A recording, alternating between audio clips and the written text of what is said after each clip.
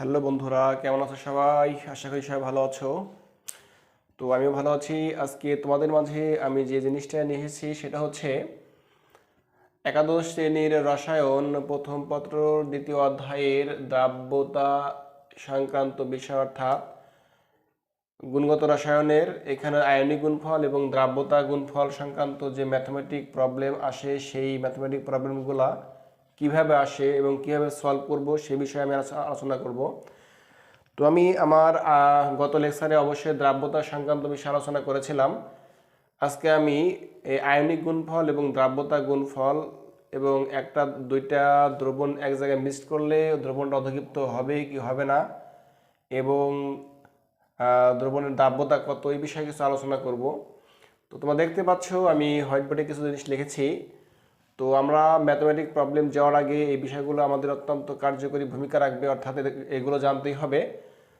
তো দেখতে পাচ্ছ, তোমরা সব মনে রাখবা, যেমন এখানে কিছু টপিকস রয়েছে।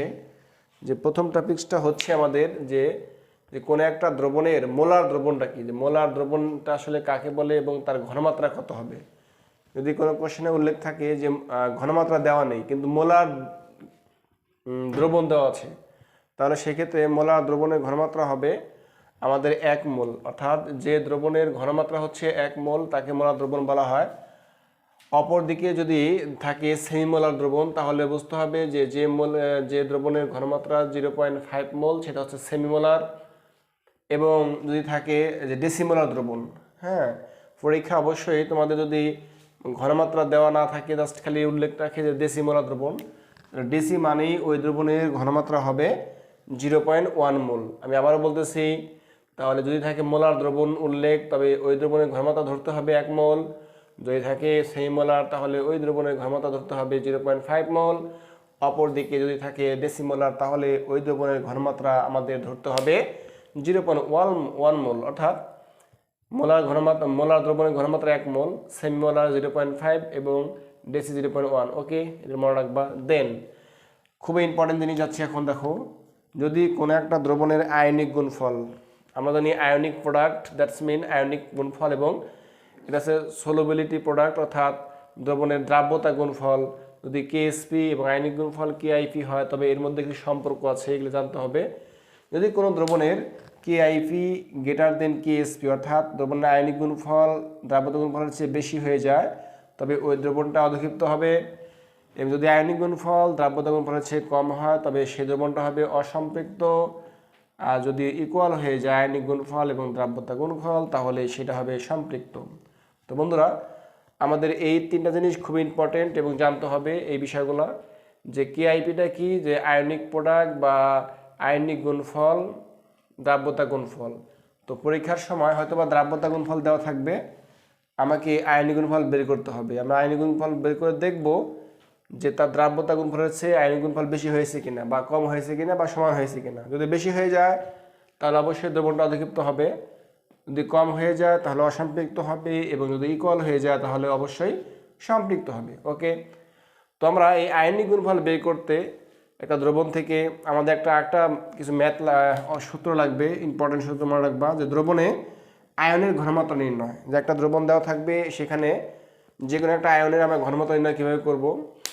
সূত্র লিখেছি V1S1 সমান V2S2, মনে রাখবা V1S1 সমান V2S2। তো এটা কীভাবে আসলে প্রমাণ করা যায়, আমি যাচ্ছি না, আমি ডিরেক্ট যাচ্ছি।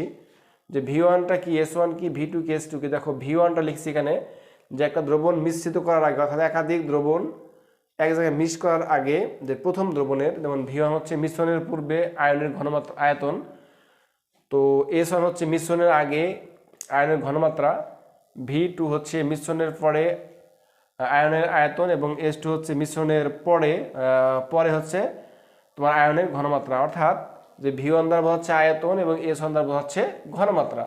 তো যেখানে 1 রয়েছে সেটাই হচ্ছে মিশ্রণের আগে, মনে রাখবা। যে একাধিক দ্রবণকে মিক্সড করব তার আগের V1S1, এবং মিক্স করার পর যেটা সেটা হচ্ছে V2S2। ওকে, তোমরা এই সূত্রগুলো অবশ্যই জিনিসগুলো মনে রাখবা। তো মনে রাখলেই আমাদের যে পরীক্ষা আসা যে সৃজনশীলগুলো, যে গাণিতিক সমস্যাগুলো আমরা সলভ করতে পারবো। তো আমরা একটা গাণিতিক প্রবলেম এক করে যাচ্ছি, এবং কীভাবে পরীক্ষা আসে আমরা ইনশাল্লাহ যাবো। একটু দেখো সবাই। আর অবশ্যই এই সূত্রগুলা বা এই নিয়মগুলো অবশ্যই তোমরা মনে রাখবা, মনে রাখলে যে কোনো গাণিতিক সমস্যার সমাধান তোমরা করতে পারবা। তো আমি প্রথমেই যাচ্ছি গাণিতিক প্রবলেম 1। হ্যাঁ, গাণিতিক সমস্যা নাম্বার 1 দেখো। তো আমরা যাবো, মনে করো এখানে যেমন 25 ডিগ্রি সেলসিয়াস তাপমাত্রায় 10 মিলিলিটার 4.5 × 10⁻³ মোল ধরো লেড নাইট্রেট, লেড নাইট্রেট দ্রবণের মধ্যে দেখো যে 1 মোল, সরি এখানে আমি 1 মোল না দিয়ে দিলাম 1 মিলিলিটার, 1 মিলিলিটার ডেসিমোলার। দেখো ঘনমাত্রা নাই, থাকলো ডেসিমোলার যদি থাকে, যে ডেসিমোলার ঘনমাত্রা পটাশিয়াম আয়োডাইড দ্রবণ যোগ করা হলো। তাহলে এখানে বলছে, এখানে দেওয়া যদি হয় যে লেড আয়োডাইড এর অধক্ষেপ হবে কিনা, যে অধক্ষেপ তো পড়বে কিনা, মানে গাণিতিক যুক্তি দেওয়ার কিনা, যে গাণিতিক বিশ্লেষণ করো। তো দেওয়া আছে যে এই তাপমাত্রা, মনে করো এত তাপমাত্রা দেওয়া থাকবে, তাপমাত্রায় মনে করো লেড আয়োডাইডের দেওয়া থাকবে, এটা অবশ্যই লেড আয়োডাইড এর কেএসপি মান দেওয়া আছে, মনে করো 1.4 10⁻⁸। তো এককটা দেওয়া যায়, ওটা হচ্ছে বলছিলাম ইতিপূর্বে লেকচারে, যে দ্রাব্যতা গুণফল বা গুণফল এককটা কি এখানে দেখবা। এখানে কত মোল আছে মোট, যে আয়োডিন 2 মোল আর লেড 1 মোল, তাহলে মোট 3 মোল হচ্ছে।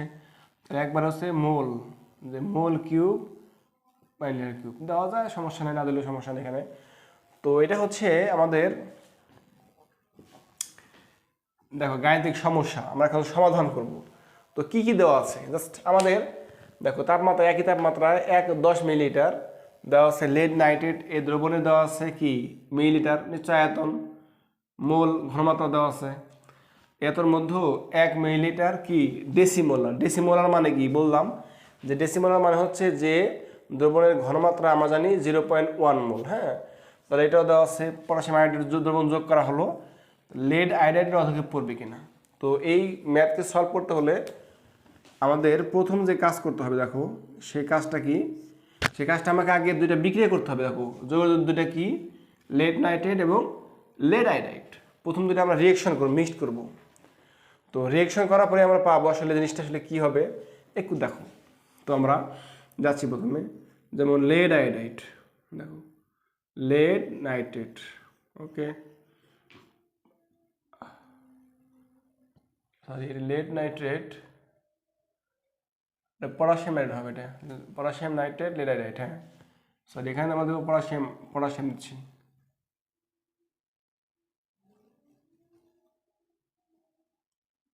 দেখো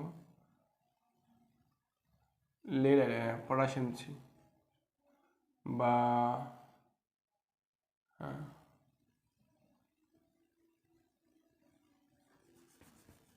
লেড দুটো হয়ে গেল, পটাশিয়াম আয়োডাইড, ও সরি ঠিক আছে, যেমন লেড আয়োডাইড, ঠিক আছে সরি ঠিক আছে, আমরা বুঝতে পারি লেড আয়োডাইড, হ্যাঁ দ্রবণ ঘনমাত্রা এত, পটাশিয়াম আয়োডাইড সরি, হ্যাঁ ঠিক আছে। তো আমাদের এই দ্রবণটা এই দ্রবণটা দেখো আমাদের আগে বিক্রিয়া করতে হবে, lead nitrate plus potassium iodide, একটু ভালো করে দেখো। যখন বিক্রিয়া করব কি হবে, যে প্রথমটা পজিটিভ জানি আমরা, এর হাতে বিক্রিয়া করবে পরেরটা, আর এর হাতে বিক্রিয়া করবে এইটা প্রথমটা, মানে তার মানে কি, এই যে একটা নিয়ম, যদি প্রথম যৌগের প্রথম মৌলের সাথে বিক্রিয়া করবে পরের যৌগের দ্বিতীয় মৌলটা, বিক্রিয়াটা, তাহলে কি হবে দেখো, লেড আয়োডাইড, যেহেতু আয়োডিন যোজনে 2, এই জন্য এখানে 2 হয়েছে। দেখো lead iodide plus potassium nitrate, okay আমার বিক্রিয়া হয়ে গেল। আমরা কি করব এখন, এখন বলছি যে আমরা এই যে এইটা ডেটা আইডেন্টের অধক্ষেপ পড়বে কি পড়বে না আমরা কীভাবে বের করবো দেখো। তো এটা বের করতে হলে আমাদের অবশ্যই কি করতে হবে, একটু আগে বললাম যে আমাদের লেট অর্থাৎ এইখানে দেখো আমরা কাজ করব যে আমরা এটাকেও একটু কাজ করব, লেট আইডাইট কী লাগতেছে আমরা ভাঙবো, আমাদের কী কী লাগবে, দেন লাগতেছে আমাদের এই যৌগটা আমরা যারা অধক্ষেপ বের করব অবশ্যই তাকে কি করব, আয়নিত করব। তাকে আমরা একটা পানির মধ্যে হোক বা দ্রাবকে মিক্স করে আয়নিত করব, দুটো আয়ন হয়ে যাবে। যেমন লেটকে ভাঙলে পাওয়া যায় লেট দেখো প্লাস আয়োডিন। এখন বলছিলাম যখন আয়নিত কীভাবে করব, যখন ভাগ করব যার যার পরমাণু তার তার সামনে থাকবে। তাই আয়োডিন আছে 2 পরমাণু, এর সামনে থাকবে। এর আছে 1 পরমাণু, তো এর সামনে 1 দিলেও হয় না দিলেও সমস্যা নেই। দেখো এখন উপরে চার্জ কত হবে দেখবা, পরটার সাথে যা আছে ওটা আগেরটার, মানে আয়রনের সাথে 2 আছে এটার লেডের অর্থাৎ 2+, আর এর সাথে 1 আছে মানে একটা হচ্ছে এর 1-। প্রথমটা অবশ্যই ধাতব আয়ন, পরে অধাতব আয়ন, প্লাস ধাতব মানে প্লাস, অধাতব মানে মাইনাস। আমি আবার বলতেছি তুমি কীভাবে একটা যৌগকে আয়নিত করবা, যে প্রথমে দেখবা যৌগটা যার যার সাথে পরমাণু আছে মানে কত পরমাণু আছে তার তারটা সামনে হবে 2, দেখো এটা 1 আছে পরমাণু 1 সামনে নিয়েছি, এর 2 আছে 2 সামনে নিয়েছি। এখন উপরে চার্জ কত হবে, প্রথমটার চার্জ হবে দেখবা যে তার সামনে যা নিয়েছি, যে সামনে যা নিয়েছি সরি প্রথমে চার্জ হবে পরটার পরমাণু সংখ্যা মানে 2, এ 2 এর, আর এর হবে কত, এর 1 আছে আর 1 যোগ 1। ওকে, তো এখন আমরা দেখো এখানে আমরা কী লাগতেছি, আমাদের লেড আয়রনের ঘনমাত্রা লাগতেছে, এই ঘনমাত্রা লাগতেছে আমাদের দেওয়া নাই, কিন্তু আমরা এই ঘনমাত্রা বের করব কিভাবে। তো প্রথমত দেখো যে প্রথমত আমরা বের করব যে লেড এত আয়নের ঘনমাত্রা, এত আয়নের ঘনমাত্রা একটু দেখো তো এই ঘনমাত্রা মানে কি, তার মানে এই মিক্সড করার পরে যে যৌগটা পাইলাম এই যৌগ থেকে লেড এবং আয়রনের ঘনমাত্রা বের করব। আমরা অবশ্যই সূত্র পেয়েছিলাম মনে আছে, তাহলে কীরকমভাবে, যেমন এই V1S1 সমান এই V2S2। তো এখানে আমরা বের করব এই প্রথমে লেডে বের করব, তারপরে বের করবো আয়রনের। তো একটু দেখো, তো যখন আমরা বের করব এই এই লেড আয়নের তখন কী হবে, আমরা বলছিলাম যে এখানে V1টা কি মিশ্রণের পূর্বে যে আমরা আয়তন ছিল এর, তো মিশ্রণের পূর্বে এর আয়তন ছিল লেড, দেখো একটু আগে আয়তন ছিল দেখো 10 মিলিলিটার, তাহলে এই V1 হবে দিচ্ছি আমরা এখানে মান বের করবো কার, S2 দেখা করে দিচ্ছি আমরা, তাহলে এখানে V2S2 সমান V1S1।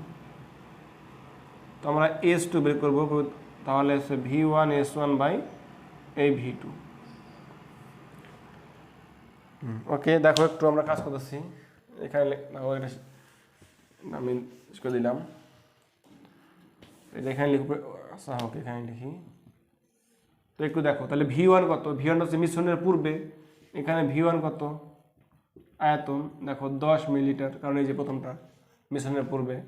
এখানে S1 কত, S1 ছিল কত 8 এত মোল, 4.5 × 10⁻³ মোল। ওকে, তো এখানে V2 মানে কি, V2টা হচ্ছে মিশ্রণের পরে যে আয়তনটা মিক্সড করলাম, তার মানে এর আয়তন যোগ পরটার আয়তন, তাহলে এর 1 মিলিলিটার, এর হচ্ছে 10 মিলিলিটার, তার মানে কি মোট হচ্ছে 10 যোগ 1 মিলিলিটার, তাহলে কত হলো 11 মিলিলিটার। ওকে, মানটা পুট করি, V1 কত নিয়েছিলাম 10 গুণন S1 কত দেখো 4.5 10⁻³ ওকে, আর V2 কত 11। তো এটা আমরা করবো ক্যালকুলেশন, তোমরাও করে নিও ক্যালকুলেশন করবা, তো আমি করতেছি দেখো ক্যালকুলেশনটা হবে। তো এখানে ছিল 10, দেখো 10 × 4.5 দেওয়া আছে ইন্টু আমাদের 10⁻³ ওকে, ভাগ আমাদের 11, তো 4.09 10⁻³ আমরা পেলাম এটা 4.09 10⁻³ তো আমরা এটা পেলাম 4.09 হচ্ছে এটা, 4.09 10⁻³ ওকে, তো আমরা এটা পেয়েছি ওকে। আবার করতেছি দেখো, তাহলে 10 × 4.5 × 10⁻³ ভাগ ভাগ হচ্ছে 11 4.09 ওকে হয়েছে এটি ঠিক আছে। তো এটা পেয়ে গেলাম। এখন H2 কার পাইলাম? H2 পাইলাম লেড আয়নের, দেখো আমরা পরিবর্তিত ঘনমাত্রা এটা অর্থাৎ এটা পেলাম আমরা এই লেড যে আয়নটা আছে এর পরিবর্তিত আমরা ঘনমাত্রা পেলাম, এই যে মানে এই লেড আয়নের ঘনমাত্রাটা। তো H2 মানে কিন্তু লেড আয়নের ঘনমাত্রা পাইলাম।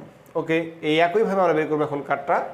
এখন যেহেতু আমাদের লাগবে ওই আয়োডিনেরটা, দেখো তো আমরা সরি আয়োডিনটা বের করবো আমরা, কী হবে সেম, দেখো আমরা করতেছি এখানে। তাহলে দ্বিতীয়ত কী করবো? দ্বিতীয়ত আমরা কী করবো? আয়োডিনের ঘনমাত্রা, এত এর ঘনমাত্রা বের করবো। এই ঘনমাত্রা মনে করো S2 হবে, মনে করো ধরলাম S2 বা আমরা বের করি আয়োডিনের ঘনমাত্রাটা। আচ্ছা ঘনমাত্রা বের করবো, তাহলে কি জানি আমরা যে V1S1 সমান এই V2S2, ঘনমাত্রা সমান ধরি S2। তাহলে একটু দেখো, তো আমাদের S2 বের করবো, তাহলে S2 মানে কি হচ্ছে? তাহলে V1S1 বাই এই V2 সেম। তাহলে V1 এর কত ছিল? আমি বললাম V1 মানে প্রথমটা মিশ্রণের পূর্বে 1 মিলিলিটার। ওকে, S1 ঘনমাত্রা কত ছিল? দেখো S1 মানে কি ডেসিমোলার, তার মানে কি অবশ্যই 0.1 মোল, ডেসি মানে 1 মোল। আর V2 তো আগেরটাই 10 যোগ 1 মোট 11 মিলিলিটার। তো এখন মানটা পুরো করতেছি আমি, দেখো একটু, তাহলে V1 1 গুণন 0.1 ভাগ 11, জাস্ট এইটাই। তো এটা ভাগ করে দেখো কি হচ্ছে,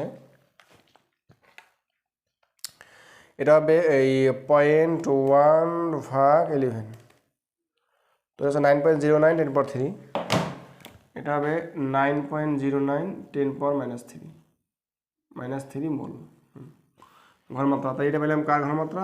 আয়োডিনের ঘনমাত্রা পেলাম এটা। ওকে, আমার যখন ম্যাচটা হয়ে গেল, তাহলে আয়োডিনের ঘনমাত্রা পেয়ে গেলাম, আমরা পেয়ে গেলাম কার? লিডারের ঘনমাত্রা পেয়ে গেলাম। তো অতএব আমরা এখন কাজ করব, দেখো আচ্ছা আমি ঘনমাত্রা কত পেয়েছিলাম মনে আছে তোমাদের? লাগবে ওইটা, যেমন আগেরটা ঘনমাত্রা কত পাইলাম? তো আমরা আগেরটা পাইলাম এখানে পয়েন্ট, দেখো 3.03 হতো বা, হ্যাঁ ওইরকম হবে 0. দেখো 4.5 10^-3 গুণন 10 ভাগ 11, 4.09। হ্যাঁ আগেটা আসলাম 4.09, দেখো আগেটা লেট আসলাম 4.09 10^-3, এটা লেডের ঘনমাত্রা ছিল, মানে লেডের ঘনমাত্রা ছিল এটা। ওকে, আমরা আয়োডিনের ঘনমাত্রা পেয়ে গেলাম। অতএব দেখো, অতএব এখন লিখবো আমরা লেড আয়োডাইডের, এখন এই লেড আয়োডাইডের কেএসপি, অর্থাৎ লেড আয়োডাইড এর কার মান? KIP মান বের করবো। KIP মানে আমরা কি জানি? দেখো আমরা জানি ওই যে এক বলছিলাম যে KIP বা KSP একটা পার্থক্য আছে। KIP হচ্ছে যে কোনো অবস্থায়, সে সম্পৃক্ত হোক দ্রবণটা অসম্পৃক্ত হোক, তাহলে যে কোনো অবস্থায় দুটি আয়নের মোলার ঘনমাত্রার ঘাত সহ ওই গুণফলটা হচ্ছে তার KIP-টা। হ্যাঁ, তাহলে আমরা মোলার ঘনমাত্রা পেয়ে গেলাম, তাহলে কী হবে? লেড 2+। ওকে, তো তারপরে পেয়ে গেলাম আমরা আয়োডিন। দেখো আয়োডিন এখন ঘটনা হচ্ছে, দেখো আমরা কি পাইছিলাম মনে আছে? দেখো লেড আয়োডকে ভাঙলে কি পাওয়া যায়? দেখো একটু, একে আমরা ভাঙলে পাওয়া যায় লেড 2+ আয়োডিন মাইনাস, কিন্তু সামনে ছিল কি 2 আয়োডিন মাইনাস, একটু লক্ষ্য করো। তো এটা ছিল, এখন যখন আমরা করবো ঘনমাত্রা বের করবো, তখন লেডের দেখো 2 আয়োডিন ঘনমাত্রা। ওকে, এটা সামনে ছিল 1, তো একটা পাওয়ার এখানে যাবে, মানে পাওয়ার তার সামনে যা আছে যখন ঘনমাত্রা বের করবো, দেখো আয়নিক গুণফল বের করবো, তার পাওয়ারটা কিন্তু উপরে চলে যাবে। কোথায় চলে যাবে? অবশ্যই তার পাওয়ারটা উপরে চলে যাবে। তাহলে আমরা কি পাইলাম এখানে? 9.10^3। আচ্ছা, তো এই জন্যেই লেড 2+, উপরে হবে পাওয়ার 1, আবার দেওয়া সেখানে আয়রনের সামনে 2 আছে, 2টা উপরে চলে যাবে এখানে। ভালো মনে রাখবে এগুলা, আমি গতকাল সে বলেছিলাম। তাহলে লেডের ঘনমাত্রা কত পেলাম? যে 4.09 10⁻³ ওকে। তো গুণন কত পেয়েছি আমরা, তো 9.09 10⁻³ তার উপরে স্কোয়ার ওকে। আমরা এখন গুণ করবো, দেখো তাহলে এত গুণন, দেখো এত আমরা দিচ্ছি গুণন 9.09 10⁻³ দিয়ে আমরা দেব স্কোয়ার। তো আমরা পাইলাম একবারে 3.38, দেখো এটা পেলাম 3.38 10⁻⁻7 দেখো। তো এটাই ছিল কি আমাদের যেহেতু নিয়েছি আমরা, দেখো এখানে দেওয়া আছে কত 1.4 কেএসপি ইন্টু 10⁻⁻8। একটু ভালো করে লক্ষ্য করো, আমরা কেআইপি কত পাইলাম, আমরা কেআইপি পাইলাম 3.38 × 7। এটা বড় একটা সমস্যা নাই, যে মোল কিউব একটু দেখো তো। তো কেআইপি পাইলাম 3.38 × 7, এখানে 1.4 × -8। এখন 10 পাওয়ার এর পাওয়ারটা মাইনাস যার বেশি, যার মাইনাস বেশি হবে সে ছোটো। তাহলে এখানে 10 পাওয়ারটা -7 আছে, বাট এখানে 8 রয়েছে দেখো, তাহলে অবশ্যই আমাদের এই মানটা বড়, তাহলে এমনিতে বড় রয়েছে। তাহলে অতএব কেআইপি গ্রেটার দেন কেএসপি, দেখো অর্থাৎ এই দ্রবণটার লেড আয়োডাইডের কেআইপির মানটা কেএসপির চেয়ে বড়। অতএব দ্রবণে লিখব, অতএব দ্রবণে লেড আয়োডাইড অধক্ষিপ্ত হবে, অধক্ষিপ্ত হবে। তো বন্ধুরা এভাবেই ম্যাথগুলো করবা আবার, ঠিক আছে, এইভাবেই আসবে বিশেষ করে গাণিতিক সমস্যাগুলো। তো প্রথমে কি করব, প্রথমে আমরা অবশ্যই দ্রবণ দুইটার মানে যোগ করার পরে যে আমরা যা চাবে, যার মানে অধক্ষেপ চাবে, আমরা দুটো যোগ করার পরে সেই আয়ন দুটা অর্থাৎ যেমন ধাতব এবং অধাতব আয়ন দুটার ঘনমাত্রা বের করব ওই সূত্র দিয়ে। কোন সূত্র দিয়ে, অবশ্যই মনে রাখবা যে V1S1 সমান V2S2 দিয়ে অবশ্যই পরিবর্তিত ঘনমাত্রা মানে S2 বের করব।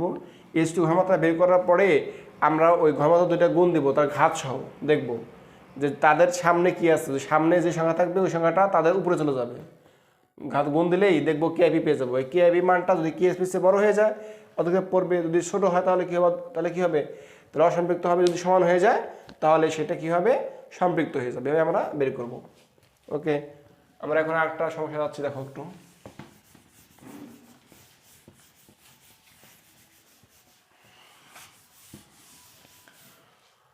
দেখো একটা গাণিতিক সমস্যা আছে একটু, মানে আমার সৃজনশীল আর কি। মনে করো একটা দ্রবণ পাত্রে দেওয়া আছে, কি দেবো এটা,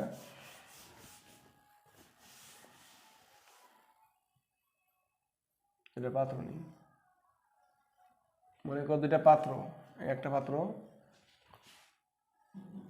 আর এখানে একটা পাত্র। তো এখানে দেওয়া আছে 35 ডিগ্রি সেন্টিগ্রেড তাপমাত্রা, 60 মিলিলিটার, তারপর ধরলাম 4.5 × 10⁻³ মোল। এটা ধরলাম লেড নাইট্রেট, হ্যাঁ আগেরটার মতোই। তো লেড নাইট্রেট ধরতে পারি, বা আমরা অ্যালুমিনিয়াম হাইড্রেট দিলাম লেড নাইট্রেট, দেখো দেখুন আগেটা দিলাম।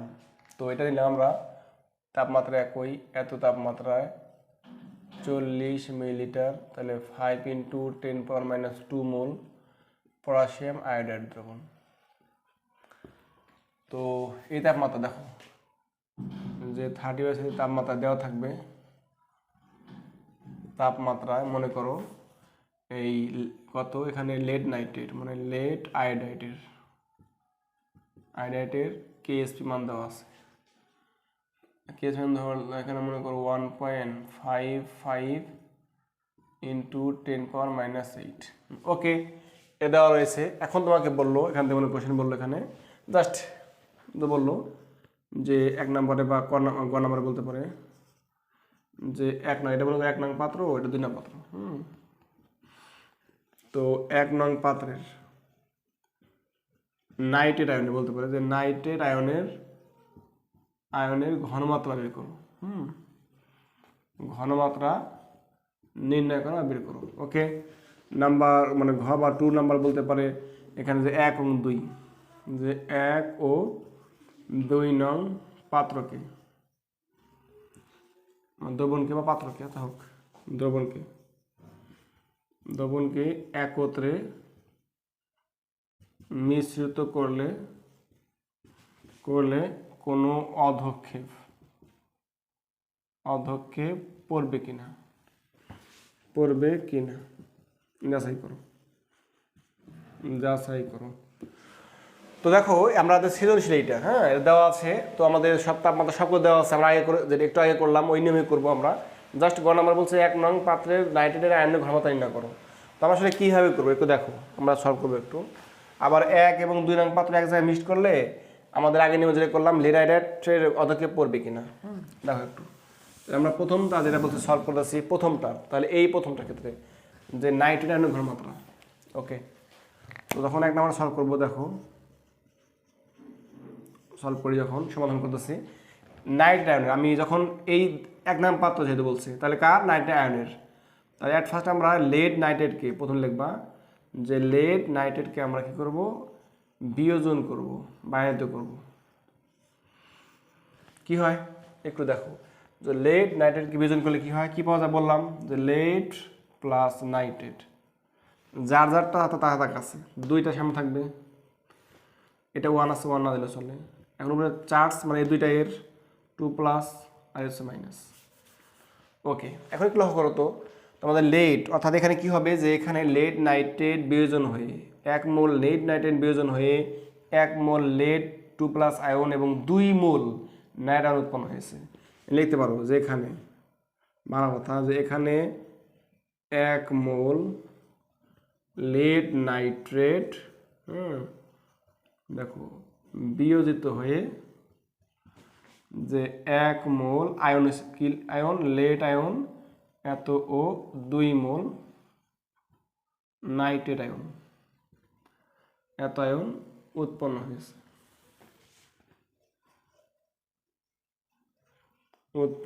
হয়েছে। কিন্তু দ্রবণে দেওয়া আছে ঘনমাত্রাটা এত ঘনমাত্রা, একটা ঘনমাত্রা মানে এই ঘনমাত্রাটা মনে করো এ দেওয়া আছে, তো এই ঘনমাত্রা 2 গুণ হয়ে যাচ্ছে। তার মানে কি, যে 1 মোল লেড নাইট্রেট আয়ন, এই লেড নাইট্রেট আয়নের ঘনমাত্রা এত 1 মোল, এটা বিয়োজন হয়ে এত মোল লেড এবং এই এর দ্বিগুণ মানে দ্বিগুণ নাইট্রেট উৎপন্ন হয়েছে। তাহলে অতএব লিখতে পারি আমরা, অতএব নাইট্রেট, আচ্ছা দেওয়া আছে লিখতে পারি এখানে, যে দেওয়া আছে লেড নাইট্রেট এর ঘনমাত্রা কত আছে এখানে, 4.5 × 10⁻³ মোল। তো অতএব আমরা এটা নেব, অতএব নাইট্রেট ঘনমাত্রা সমান, তো যেহেতু সামনে 2 আছে 2 দিবা, তাহলে 2 গুণন এটা ওই যে 4.5 × 10⁻³ তাহলে কত হচ্ছে, তাহলে 7/9 হচ্ছে 9 × 10⁻³ মোল। তাহলে অতএব এই নাইট্রেট আয়নের ঘনমাত্রা হলো সমান 9 × 10⁻³ মোল। এটাই অ্যান্সার। এখন বুঝতে পারছো কেন হলো, আর বলতেছি। আগে লেড নাইট্রেটকে বিয়োজন করবা, বিয়োজন করে আমরা দেখবো, সমতা করে দেখবো যে সেখানে কত, এটা ভেঙে গিয়ে ধাতব আয়ন কতগুলো হয়েছে আর অধাতব আয়ন কতগুলো হয়েছে, কত মোল হয়েছে। তো ধাতব মোল এখানে 1 মোল, ধাতব আয়নটা আর অধাতব আয়ন হচ্ছে 2 মোল। তাহলে আমরা ধাতব অর্থাৎ এইটা সম্পূর্ণ বিয়োজন হয়েছে, তো বিয়োজন হয়ে এত মোল লেড নাইট্রেট এবং তার দ্বিগুণ মোল এত মোল লেড আয়ন এবং তার দ্বিগুণ মোল নাইট্রেট আয়ন উৎপন্ন হয়েছে। খালি 2 দিয়ে এটাকে গুণ করলেই আমাদের নাইট্রেট আয়নের ঘনমাত্রা বের হয়ে যাবে। দেখো তাহলে হয়ে গেল, এই ম্যাথগুলো করবো আমরা। তো 2 নাম্বার দেখো একটু, এটা হয়ে গেল। এখন 2 নাম্বার কী করবো, বলছে 1 এবং 2কে মিক্স করলে যে লেড নাইট্রেট অধক্ষেপ হবে কিনা, এটা আগে করলাম একই নিয়ম, ওই নিয়মটাই। দেখো তাহলে কী করবো প্রথমে, তাহলে আমরা অবশ্যই লেড নাইট্রেট আগে বিক্রিয়া করব। লেড নাইট্রেট যোগ পটাশিয়াম আয়োডাইড, আগেরটার মতোই আগে বিক্রিয়া করে দেখবা। তাহলে lead iodide plus potassium nitrate, তো এর অধক্ষেপ পড়বে কিনা, সেম একইভাবে। তাহলে লেড আয়োডাইডটাকে আবার বিয়োজন করলাম, পেয়ে গেলাম lead ion plus iodine ion, এখানে 2 আয়োডিন আয়ন। ওকে, এখন এই সম্পূর্ণ আগের নিয়ম, অর্থাৎ এটা যে করলাম, এটা ওই যে এটা ক্ষেত্রে বের করবা কি, আমাদের H2 বের করবা, এক্ষেত্রে বের করবা H2, তার মানে কি এইটা মানে কি ঘনমাত্রা বের করতে হবে, পরিবর্তিত ঘনমাত্রাটা, এর বের করতে হবে পরিবর্তিত ঘনমাত্রাটা বের করে আমরা দেখব যে তার কেআইপি, অর্থাৎ কেআইপি তার কী হবে, এর কেআইপি হবে সমান, দেখো তাহলে লেড এবং গুণ আয়োডিন দিয়ে তার উপরে স্কোয়ার হবে। এই ঘনমাত্রা এবং এর ঘনমাত্রা বের করে দেখো এটা স্কোয়ার করে গুণ করে দেখবা যে এই কেএসপি সে বড় হয় কিনা। যদি কেএসপি সে বড় হয়ে যায় তাহলে অধক্ষেপ পড়বে, আর যদি বড় না হয় তাহলে অধক্ষেপ পড়বে না।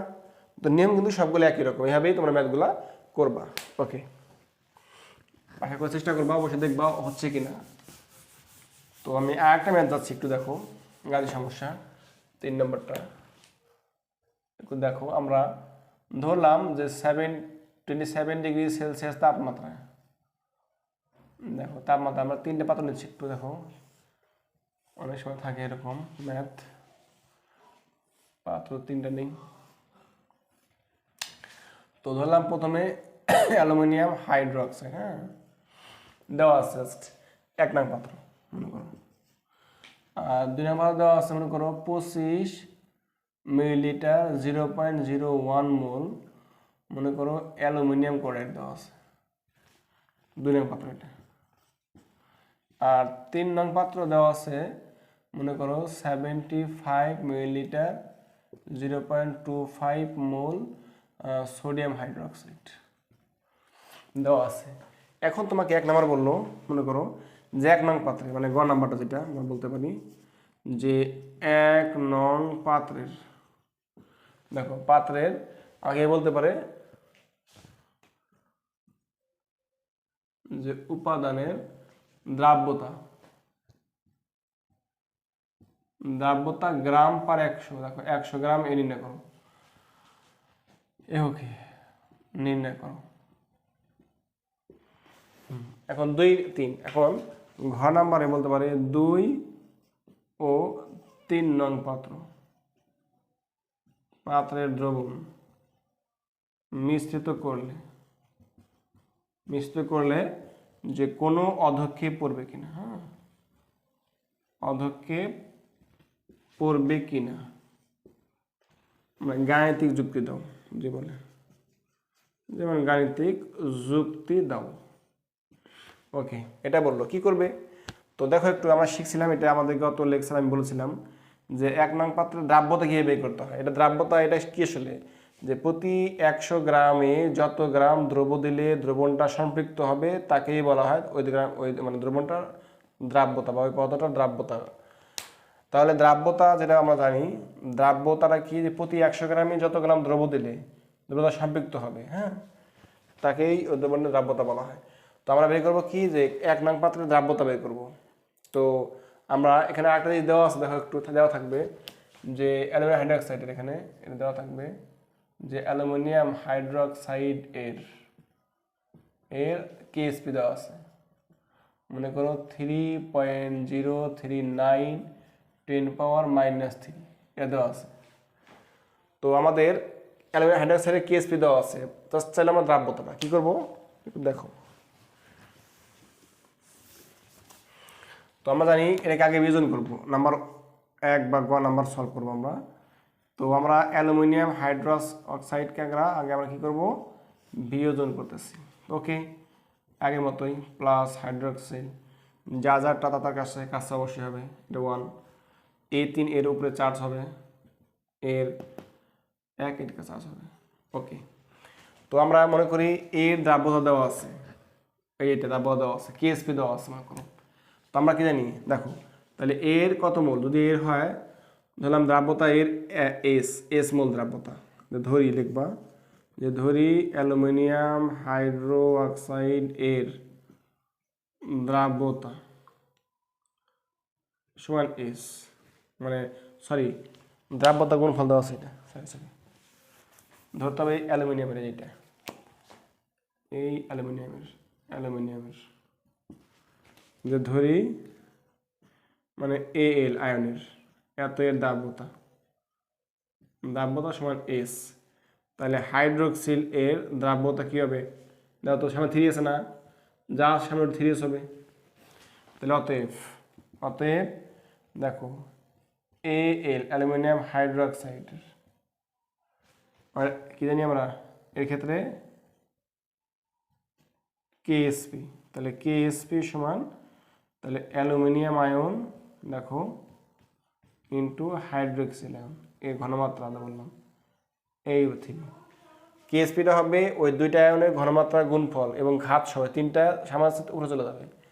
তাহলে মিনিমাম কত পাইছি আমরা দেখো তো, এস এস এ কত পাইছি, এ ধরলাম পাইছি 3s, ওকে 3 হয়ে যাবে। ওকে দেখো একটু আমরা কাজ করবো একটু একটু, সেটা কি, তো কেএসপি মান দেওয়া আছে এখানে কত আছে যে 3.039 10 পাওয়ার -3 এর কেএসপি মান দেওয়া আছে। তো এস আর এর 3 উপরে কিউব মানে কি 27 এস কিউব মানে এরকম হবে 27s⁴ হবে, দেখবা একটু মানে এই দুইটা গুণ দিলে অবশ্যই 27s⁴ হয়ে যাবে। তো আমরা কাজ করবো কীভাবে করবো এটাকে দেখো একটু, এটাকে বেশি নিয়ে আসতেছি, তাহলে s⁴ যদি নিয়ে আসি এর উপরে চলে যাবে 3 × 039 10 পাওয়ার -3 আর 27 নিয়ে চলে যাবে।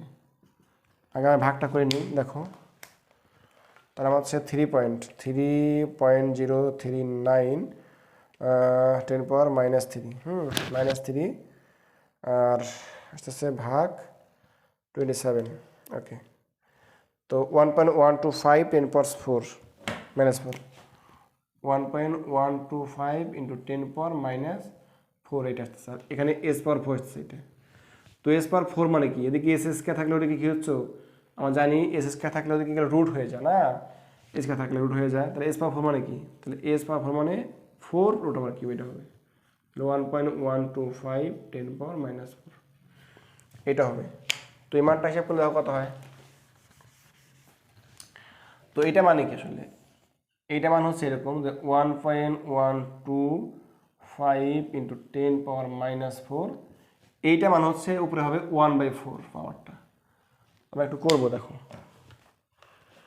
তো 1/4 মানে কি, আমি যদি করি 1/4 যদি করতে থাকি তাহলে 0.25 এটা এরকম লেখা যায় 1.125 10 পাওয়ার -4 দেখো তাহলে 0.25 হয় পাওয়ার উপরে ভাগ করলে। তো আমরা কাজ করবো এখন, তাহলে ব্যাগ দিচ্ছি 1.125 × 10 পাওয়ার -4, ওকে -4 উপরে পাওয়ার হচ্ছে আমাদের 0.25, ওকে তাই আসতেছে এটা 0.10298। তার মানে কি, তার মানে হচ্ছে আমরা চেয়েছিলাম কি, আমাদের অবশ্যই চেয়েছিল যে কপাত্রের উপাদানের দ্রাব্যতা, তার মানে দ্রাব্যতা আমরা এস ধরেছিলাম, যে কপাত্রের উপাদানের দ্রাব্যতা আমরা ধরেছিলাম এস, তাহলে এই দ্রাব্যতা এত এত এত গ্রাম পার 100 গ্রাম। দেখো তাহলে আমরা কপাত্র উপাদানের দ্রাব্যতা আমরা বের করতে বলেছিলাম, তাহলে দ্রাব্যতা আমাদের ধরেছিলাম এস, হ্যাঁ আমাদের এই দ্রাব্যতা হচ্ছে এত পেয়ে গেলাম আমরা। তার মানে কি যে প্রতি 100 গ্রাম অ্যালুমিনিয়াম হাইড্রোক্সাইড, দেখো যে 100 গ্রাম পানির মধ্যে এত গ্রাম অ্যালুমিনিয়াম হাইড্রোক্সাইড দিলেই সেটা সম্পৃক্ত দ্রবণ তৈরি হয়ে যাবে। তো আমরা এভাবেই ম্যাথগুলা আমরা করব। তো পরে যখন ছিল যে 2 এবং 3কে মিক্সড করলে তা অধিকৃপ্ত হবে কিনা, তো আমি একটু জাস্ট ভেঙে দিচ্ছি, তোমার বাসা করবা আগে নিয়মে দেখো একটু, অনেক ইজি জিনিস। যেমন 2 বলতে কি, যেমন aluminium hydroxide aluminium chloride plus sodium hydroxide, আগে অবশ্যই ভেঙে দেবা, তাহলে অ্যালুমিনিয়াম হাইড্রোক্সাইডকে, তাহলে aluminium hydroxide plus sodium chloride, তার মানে এর অধক্ষে পড়বে কিনা। তো অ্যালুমিনিয়াম হাইড্রোক্সাইড অধক্ষে পড়বে কিনা এই জন্য আবার এটাকে ভাঙতে হবে, আমি বললাম এই নিয়মেই ভাঙতে হবে। তাহলে প্রথমে অ্যালুমিনিয়াম কত আছে 1 প্লাস হাইড্রোক্সিল জাস্ট এখানে 3, এর 3টা চার্জের এর 3 প্লাস। তো এখানে আমরা বলছিলাম আগের নিয়মেই অবশ্যই অ্যালুমিনিয়ামের কী বের করবা, S2 বের করবা, এখান থেকে এর S2 বের করবা, তার মানে কি মিশ্রণের পরে তাদের ঘনমাত্রা বের করবে, ঘনমাত্রা বের করার পরে আমরা অবশ্যই কী বের করবো, KIP বের করবো। তাহলে KIP মানে কি, মানে হচ্ছে যে বললাম যে অ্যালুমিনিয়াম 3 প্লাস আর গুণ হচ্ছে যে হাইড্রোক্সিল এই মাইনাস। অর্থাৎ এর ঘনমাত্রা বের করার পরে এর ঘনমাত্রা বের করার পরে আমরা এর ঘনমাত্রা হাতে 3 কিউব করে গুণ করে দেখব যে এই কেআইপিটা এই কেআইপি এই কেএসপির চেয়ে বড় হয় কিনা। যদি বড় হয়ে যায় তাহলে অবশ্যই দ্রবণটা অধিক্ষিপ্ত হবে, তো হয়তো বা বড়ই হবে। আর যদি ছোট হয়ে যায় তাহলে কি অসম্পৃক্ত, আর যদি সমান হয়ে যায় তাহলে অবশ্যই সেটা হবে সম্পৃক্ত দ্রবণ। আসলে এইভাবেই ম্যাথগুলো থাকবে। তো এগুলা বোর্ডের অঙ্কগুলা এরকম নিয়মে আসে, বিশেষ করে তোমাদের বোর্ডের অঙ্ক এই নিয়মেই বেশি আসে, অতক্ষে পড়বে কি পড়বে না বা দ্রাব্যতা নির্ণয় করো। তো এইগুলাই নিয়মগুলো আসে, তোমরা একটু ভালো করে প্র্যাকটিস করবা এবং দেখবা, আশা করা তোমরা অবশ্যই বুঝতে পারবা এবং ম্যাথগুলো তোমাদের কাছে আসলে অনেক সহজ হবে। আসলে কিন্তু সহজ, জাস্ট খালি ভাঙানোর ক্ষেত্রে দেখবা যে আমরা যখন কীভাবে আয়নিত করি, অনেকে পারে না যে আসলে স্যার এই আমরা কীভাবে আয়নিত করবো এগুলা। তো আয়নিত করার শর্ত হলো দেখবা নিয়মটা কি, যে এই যে পরমাণু রয়েছে না, এই পরমাণু যার যারটা তার সামনে দেবা। এই যে হাইড্রোক্সিল পরমাণু থ্রি সামনে দিয়েছি, এর এক সামনে নিয়েছি। এখন চার্জ কী হবে, চার্জটা হবে পরটার কাছে যা আছে সেটা হবে সামনেটার উপরে, আর প্রথমটার সামনে যা আছে বা নিচে যা পরমাণু আছে এটা হবে পরটার ক্ষেত্রে 1। এইভাবে সবগুলোই ভেঙে হবে। এবং যখন কে আইপি নির্ণয় করবা তাহলে এই যে তার সামনে আছে যে ঘাটটা মনে রাখবা, যার কোনো আয়নের সামনে যে সংখ্যাটা আছে ওটা পাওয়ার শেষে চলে যাবে উপরে চলে যাবে, চলে গুণ দিলেই ইনশাল্লাহ হয়ে যাবে এই জিনিসগুলো। তো তোমরা অবশ্যই বাসায় এসে প্র্যাকটিস করবা এবং করবা, আশা করা যায় তোমরা অবশ্যই বুঝতে পারবা। এবং একটা কথা আছে ইংরেজিতে যে practice makes a man perfect. আবার এভাবে বলা যায় the more you will learn the more you will read. যতই পড়বে ততই শিখবে, যতই প্র্যাকটিস করবে তোমরা ততই সেটা তোমাদের আয়ত্তে চলে আসবে। তো ধন্যবাদ সবাইকে, তোমরা ভালো থাকবা, তোমরা থাকবা সুস্থ, এই কামনাই করি। আল্লাহ হাফেজ।